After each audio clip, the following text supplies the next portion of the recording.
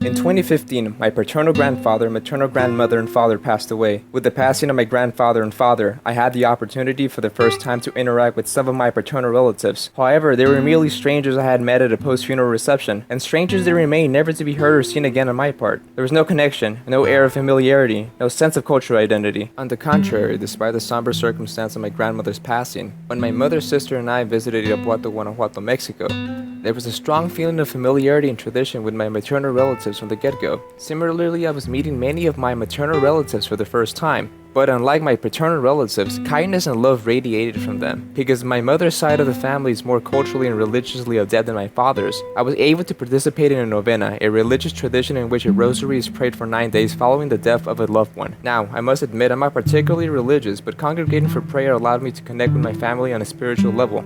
It was a cathartic experience to sit in prayer, not only to mourn the life of my grandmother, but to celebrate it as well. Each night was a pleasant and varied experience. After the rosary was said, my entire family and I gathered to eat traditional Mexican desserts like pan dulce, arroz con leche, atole, etc. And we would converse deep into the night as the summer rain drizzled on our clothing and the children's playful laughter echoed as they played soccer. For 9 straight days we'd pray together, we ate together, we were a unified family. My participation in the novena was a gateway for me to get in touch with my family and culture. For the first time in my life, I didn't feel like a fish out of water. I felt at ease knowing that I was sharing an emotional and spiritual experience with my family. My mother has always emphasized the importance of family and tradition. After spending the novena with my extended family, I fully understand her sentiments. Despite the fact that my mother has been my sole beacon of Mexican cultural identity, I've always felt like a bit of an outsider who wasn't able to partake in traditions with a familial group. I felt limited by the fact that I wasn't able to explore an authentic culture within the confines of the borderlands. And that made me feel self-conscious whenever I interacted with my paternal relatives. There was no history there, no tradition to share. I felt like I was living on 2 different planes of existence.